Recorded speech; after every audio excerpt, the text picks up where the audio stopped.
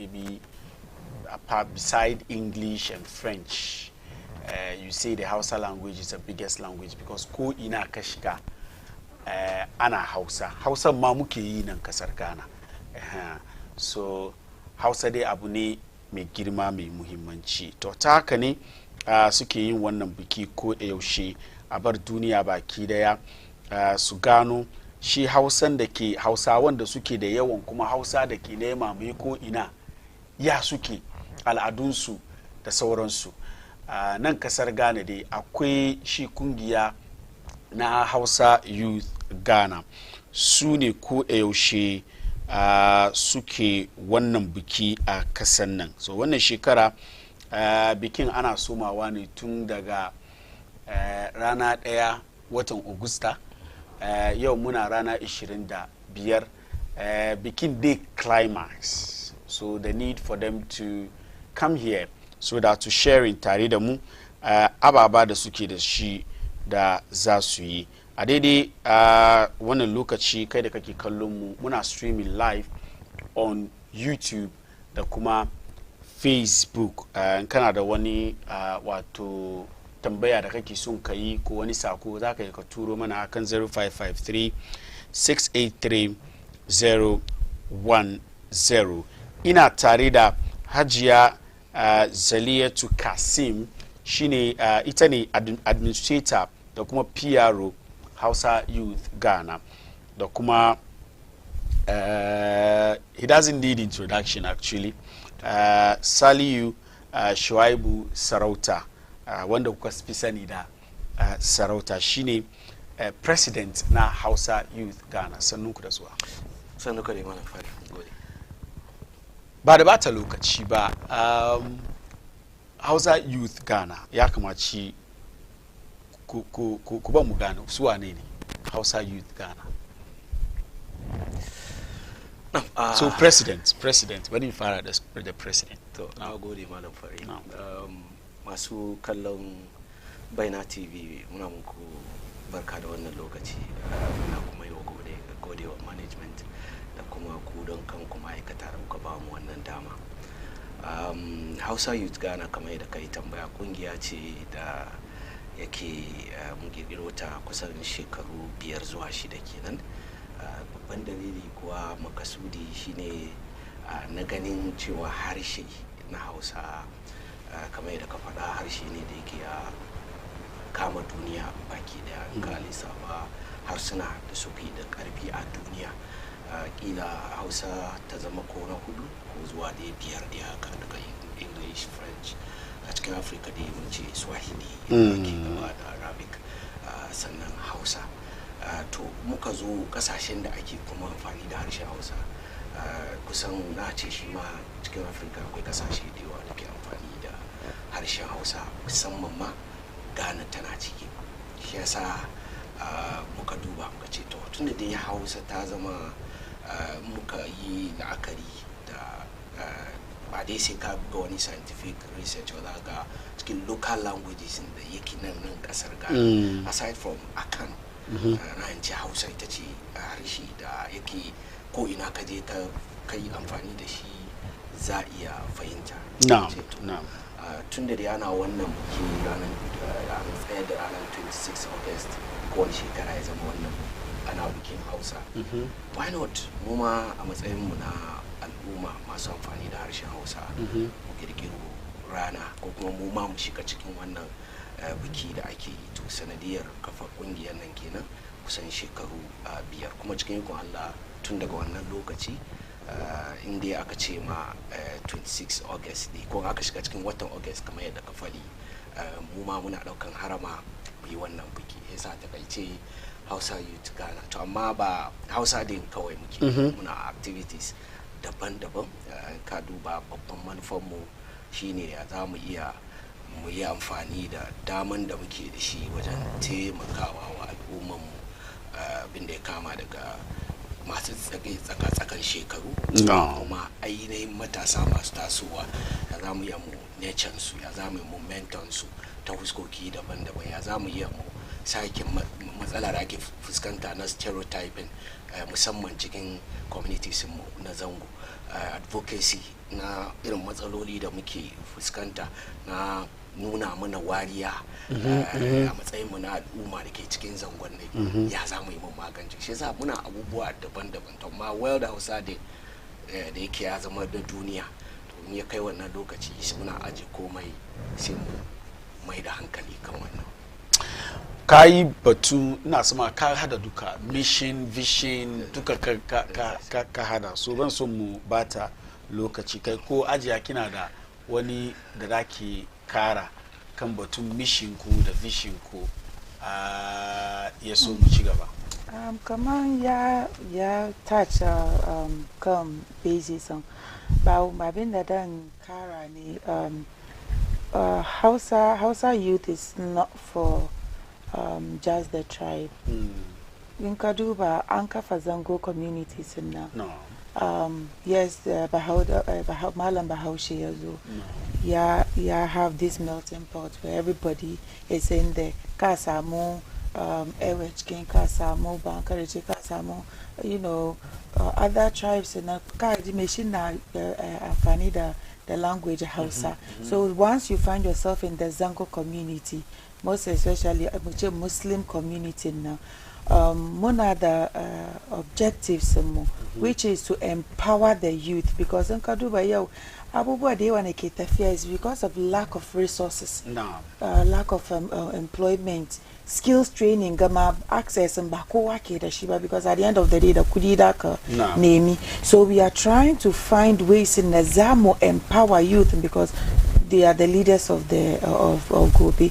Kuma whatever your background is, the akazo anzo zamantakewa akayi zumunci aka ci gaba ka zaka kai inda ake yau, but yanzu ya kama muna mun wase, and now muna try mu tattara so mu samu common goal, which is to empower ourselves to mu cire poverty chicken community, because our Kaduba community is the least empowered.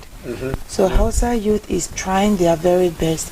Mokawani light kaya, so stereotype na kitare da zankuduka, which is, so we are not doing tribe thing here. We are using the language. It's not tribal. No, it's about the language. The language. So far as kana funny, they don't. She go anywhere in the 16 regions as a Muslim. There's a Zongo, the dominant language there is Hausa. If there's any group, the kid identity Garenga, she is Zango, because there is Zango everywhere in the country. And the Hausa language. And the Hausa language dominates. You know, so we should realize Kama Hausa is like the glue that binds us. So abung babatun wani kabila da batun harshen Hausa da mu duka kuma mun ya mu bear witness kaman ka zo zangwanen mu harshe ɗaya kenan da muke amfani da shi. Ni ba dagati ne amma ina Hausa. Dobin kasancewa na cikin zango, an haife ni zango na tashi zango, sai sa ya zama dole akwai ma ba an kare mai Hausa, aigbe mai Hausa, asanti mai Hausa. Shi sa yanda abin yake kenan, shi sa ba batun kabila bane, batun harshen ne na Hausa da ake so a taimaka, domin kin wani magana idan ya zo wurin ci gaba mun saura baya. Amin zangwanen mu. Kuma idan kai magana da kai Hausa no sha ci a dan zango kenan, su suka saura bayan nan. Isa ina sama wanga kungiya ne mai muhimmanci da I mean it should even go beyond this level. Ya kamaci mu samu the caucus in parliament. Su mara mu akwai irin gudunmuwa haka zuwa wurin from wurin. Yeah, so World Hausa Day started with the previous government in power, and alhamdulillah we've been working with them till date. So like they help with the wasun the muka meet for the Kabana Ben Abdullah, and now we are in with the new government, and alhamdulillah they are also, so because we are not making this a political thing. No. So it's because it involves Ghanaians, it involves people that need help.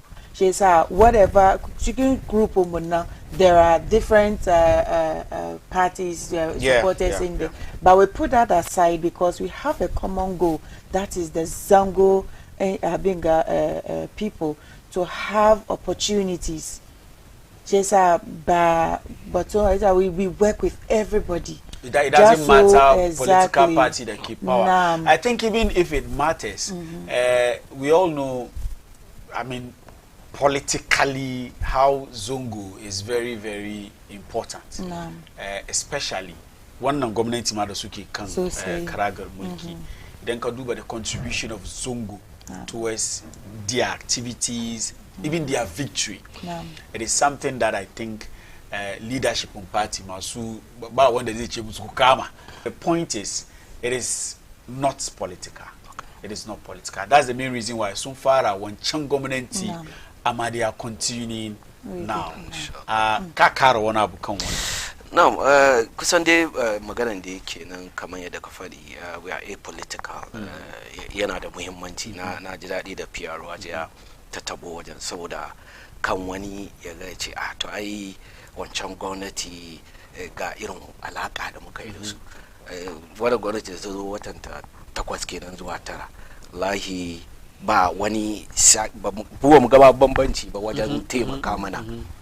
Taimakon da muke samu wajen gwamnati wadda mun haɗu da mutane kamar yadda da muke samun support haka wannan gwamnati za abin mu ya ƙara ma ba mu ya ƙara jinjan mu ya nuna mana cewa lalle kamar yadda muka zo ba zancen party A ko party B muke yi ba, zancen ci gaban ƙasa, wani gudunmuwa mu al'umman Zango muke bayarwa cikin watan gina ƙasa. Shine in ka duba takin mu na election da zamu yi gobe, misali in ka duba zancen al'ada da ainihin haɗaka da aka yi, wani gudunmuwa harshen Hausa ya bayar wajen gina ƙasa. Fasaran ainihin abin da za mu je mu tattauna maudu'inmu na takinmu na gobe kenan. Me yasa muka yi wannan magana? Mun ga cewa lalle ne in dai har za ka zo Zango, kowane sako kake son ka isar, ka nemi harshe ɗaya da zai haɗa kowa, da kowa zai ji shi ba tare da wani tantama ba. Dole ne ko kana so ko baka so, amin gafara, harshen Hausa da aka yi amfani da shi. Domin yanzu ai kai da kanka ba da misali, gashi Hausa muke tashan baina, ana yaruka daban-daban amma Hausa yanzu shi ya dominate. Yasa wannan gudunmuwan yana nan. Yau in ka duba proliferation of media houses, musamman ka zo ta huskar harshen Hausa, ce alhamdulillah ga baina akwai tashoshi daban-daban wanda suka ba da wannan gudunmawa, kuma wannan ya taimaka wajen baiwa matasa aiki, musamman masu amfani da harshen. Yanzu muka zo wannan setup da muke kai, ba kowa ne bahaushe ba, amma wanda ya kafa wannan tasha alherin Allah ya kai gare shi, Allah ya bashi ladan wannan aiki da ya employ mutane da yawa. To amma in zaka duba za ga ainihin kalman zangon ma a Hausa ne. Shine me waje da ka dan zauna na wani lokaci don saboda kai matafiyi ne zaka je yasa barin ya da zango, ma'anin zangon kenan. Yasa kuma ka duba wa abu ne da ya kata cross ba Haushe kadai ba, iyayen mu merchants nan gaba ɗayan ka zo dawo duka irin wannan rayuwa ne da duka. Shi yasa alhamdulillah mun fara ganin ci gaba, mun fara ganin sakiya cikin al'amuran mu. Shi yasa harshen Hausa muke celebrate, ba wai lalle sai kabilan ko yaren ko kuma a ce ba Hauce ba, kowa na cike. Yawan kaji Hausa youth Ghana da za mu bude ma ainihin abin ganmu membership mu, ya baka mamaki ba irin da ba za ka gani a cikin ba. I was coming to that. Shi na so tambaya in mutum na so ya join in wannan kugiya ya dai ya join.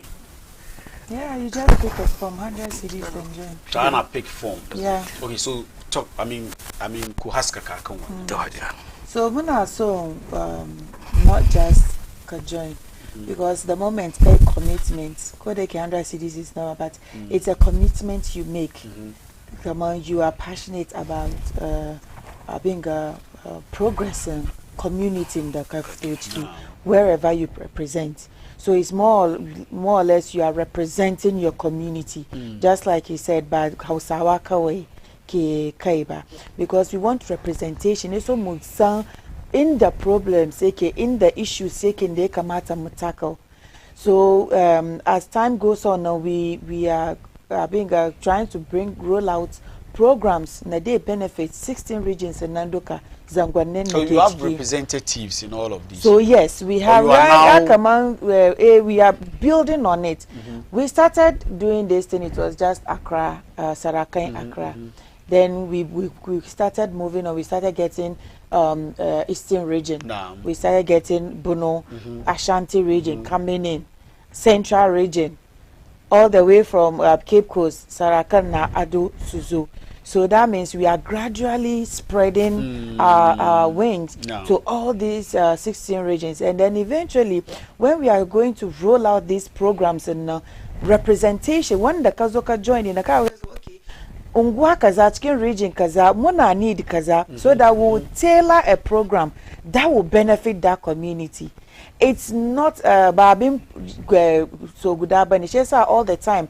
We have engagement with sponsors, with institutions that we want to partner with, because the dues we need funding because it's an NGO.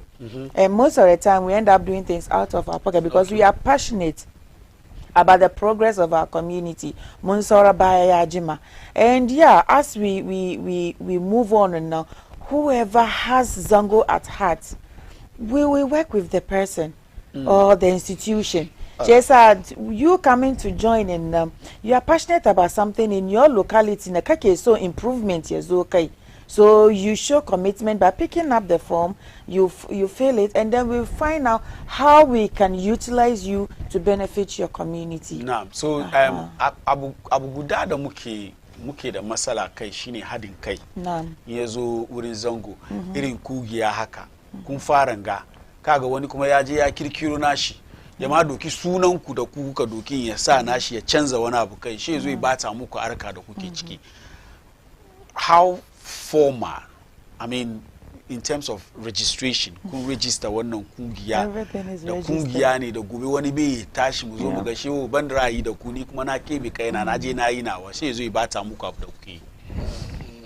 Na fari na gode tambayar da kai very very much on point.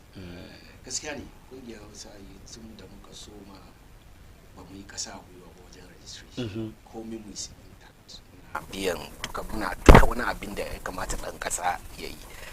Sannan in terms of lamarin visibility musamman ga hukuma wajen abin da ya taimaka mana kenan ba institution yau muna engagement muna zuwa ministries muna zuwa agencies na gwamnati da waye ko ina da mu je mu zauna ta Hausa Youth Ghana kamar ba ce mu yi magana da yawa ba an san abin don saboda abin da ya taimaka mana shine da muka fara bikin Hausa mun fara shi ne cikin localities farko da muka yi in 2020 sorry mun yi shi ne a Kotobabi AstroTurf the next year 2021 sai muka zo Fadama kakanmu shi yana Grace kowanne muka gayyace shi third one ya muka ce a'a to inda lalle bikin Hausa ake yi kuma muna son mu faɗi mu labarin abin da ke damu mu to ya za mu zauna cikin unguwannin mu wa muke gaya ma muna gaya ma kanmu kenan kai wanda muke target mu gaya mu shine hukuma sai sa 2020 ya hau dandalin kasa sai sa muka je cikin ko Allah muka samu ainihin state house kuma ikon Allah muka mika takardan gayyata gwamnatin da ke kan ragaman mulki sun turo representations da yake shugabanni wasu to amma sai muka mika takarda ga tsohon shugaban kasa wannan lokaci wanda yanzu shine shugaban kasa His Excellency John Dramani Mahama cikin ikon Allah sai ya samu halarta da ya halarci kuma da yanzu taken da muka ɗauko mu wannan shekara shine zancen harshen Hausa da ake son a nuna mai wariya na cewa ba harshe ba ne da ya zama recognized cikin kasar Ghana. Da ya zo ne ba da keynote address cikin ikon Allah ya yi magana ya kawo zancen inda Hausawa suka shigo da lamarin gwanjawa da wasu wasanni da ke tsakani har ya crack wani joke da wannan video ya je viral na zancen limamin da ya zo yana ba da sallah ko da aka ce ya shiga bayan ya kare aka ci kai yau dai daban sallan daban muka ji shi ce kun mai sa ban yi alwala ba sai da na yi alwala da to kaga wannan abin to shi yasa wannan na sai ya kara mana wani daukaka to sai cikin ikon Allah ba mu yi kasa a gwiwa ba shekaru baya duka da muke yi 2020 ko yaushe muna irin wannan effort kuma wannan rana ya muna alkawari ya ce yau dai gashi yana magana matsayin tsohon shugaban kasa kuma dan takara cikin ikon Allah don lokacin ba shiga zabe ba yana da sa rai dai yana fatan wata rana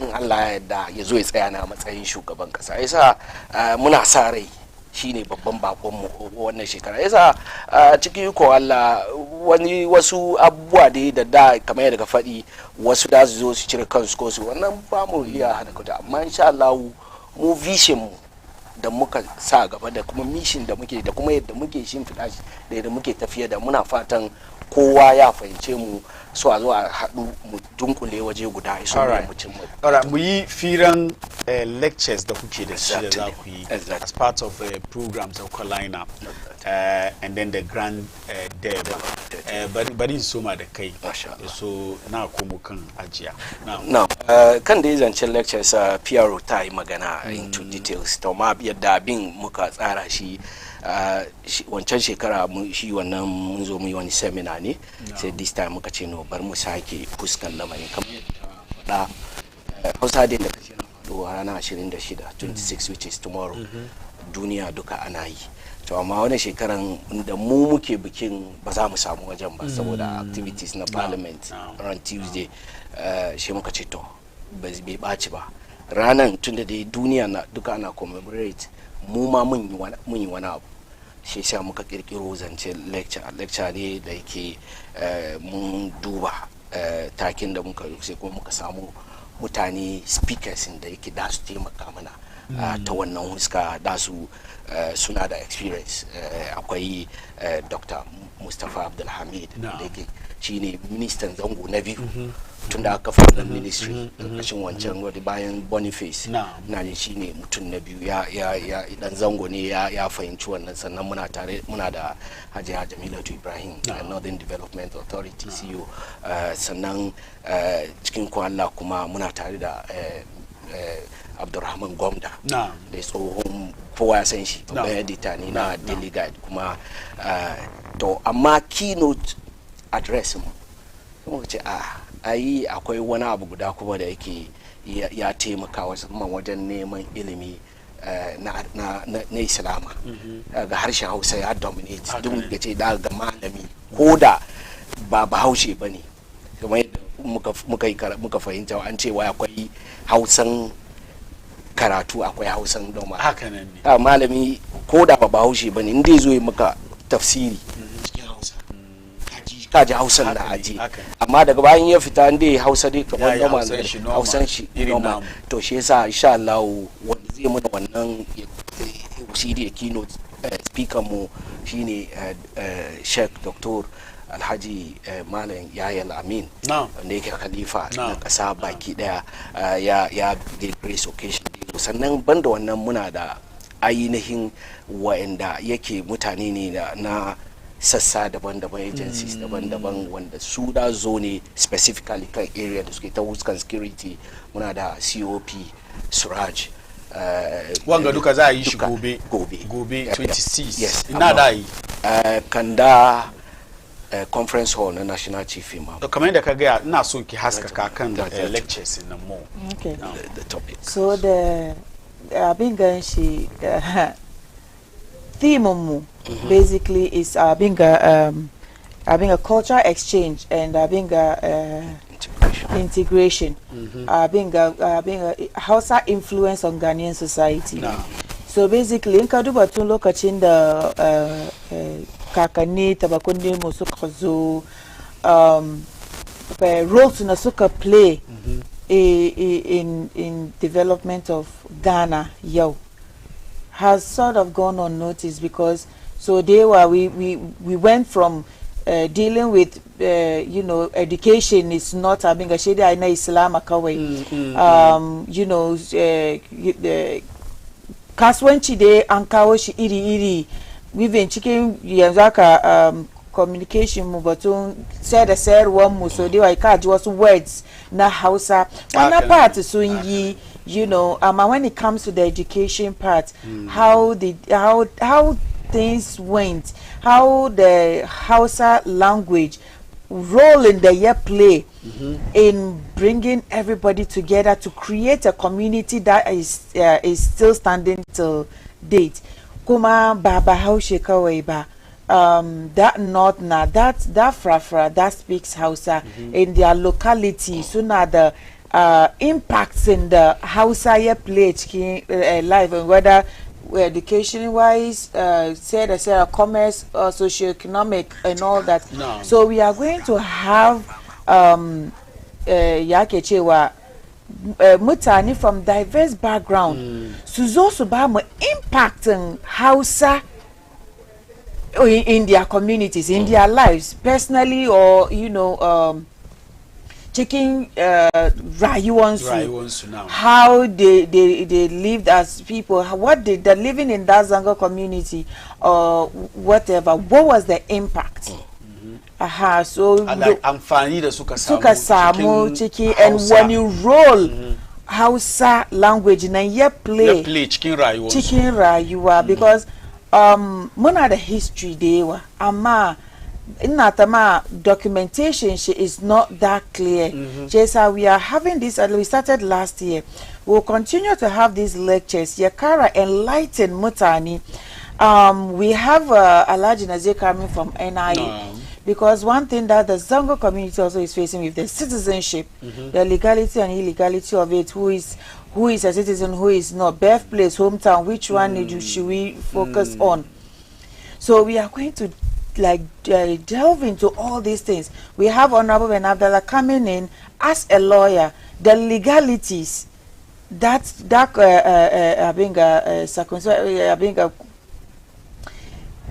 how's that the English? The English is messing up in my head right now. For him, exactly.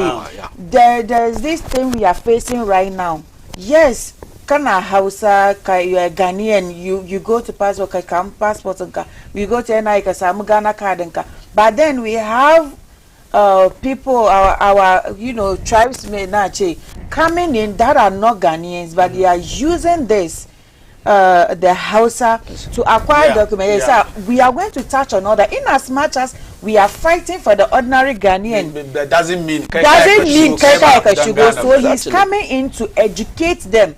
Because it's about time, and even if we are fighting for the right thing, we also have to stand our ground. Ba ya zo don wani dan wanka ya je ka guarantee. Yeah, we have to stop that. Akwai wani abu guda ma da wuya kana ganin gan kana kai ko Hausa kake ko kai dan zango ne. Kace ba ka jin wani yare daban shi Hausa. Yes, and they are taking advantage of that. As an association, well, we are fighting for our people, but at the same time, come on now, we should not go and guarantee for someone we know is not a citizen. So right now, Hausa youth is NIA ko suna registration su she wata yariya ta zo sai aka tambaye ta ita ina ta fito, shi ta ce ta fito Benin. Shi na ce ke wurin no shi na gaya mata, na ce ke ba Benin kika fito ba. Me ki gwada ke baba na da mama na wurin suka ce, na ce babanki da mamanki suka fito Benin, ke ba Benin kika fito ba. Ba nan aka haife ki ba, ta ce na ce na aka haife ki wai Madina, ce kin fito Madina. Shikenan. But you see, we are going to touch on that because if you say you are from Medina, are you Gan?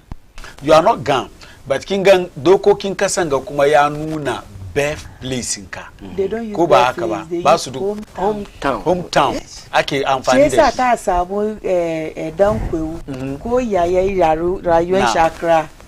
Ka tambaye shi hometown. So what about ni da banda hometown wani? Ni kuma fa kaman itan da Beni manta da babanta suka fito. So suka zo suka zamna Ghana suka haife ta. What about ita? So that is the problem. And that is why right now with the constitution being in Vienna and so we are trying to get the situation to be like as though she come birthplace and not hometown.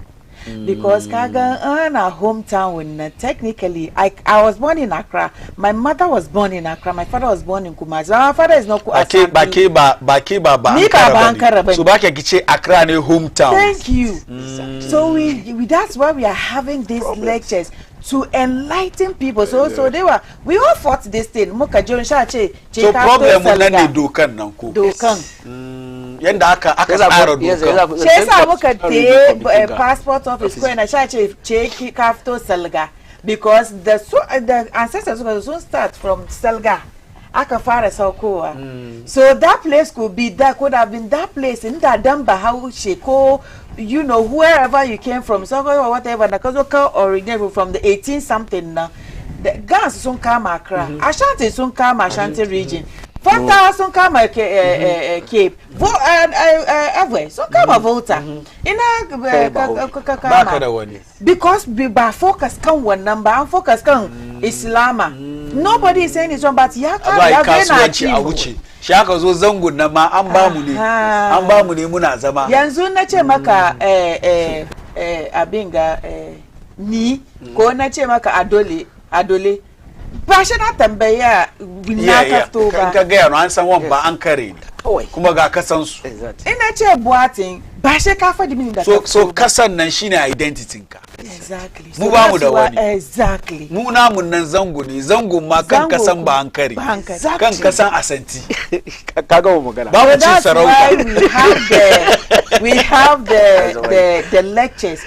A wire da ma falkar da mu. Mun je muna ko ni nayi wannan fada. Why we tell him in chain after Salga? Na wana sani Salga. You understand? But kin ga na misali da nayi na yariya. Da ta ce ta fito Benin shi aka hana ta. Of course an hana ta. Inda ni na shigo ciki na ce ke ba Benin kika ce kin fito Benin. Kina gwada kaman ke baki qualify ki register bin gaba. So maybe the conversation we can have a conversation. If you say na fito Medina. Bari shigo ciki za malam fari kaga scenario da ka bayar. Yasa it goes beyond wannan ma kenan abinda hajiya ta koro don ni yanzu ban cewa in ka aka min wannan tambayoyi ban cewa ba na ya fito Benin ko Sokoto ko wani abu na ce nan Accra ga amma yanzu conversation kamar yadda hajiya ta faɗi in ka ce Accra ka faɗi ko ina cikin Accra kai ba hankali ne kamar yadda ta faɗi yanzu duk da ake wannan registration da dan koyo ya zo wajen ko asanti ko wane ne ya kira ma suna wani kauye yana da hometown. Yes. So question na ne ba. What about by birth?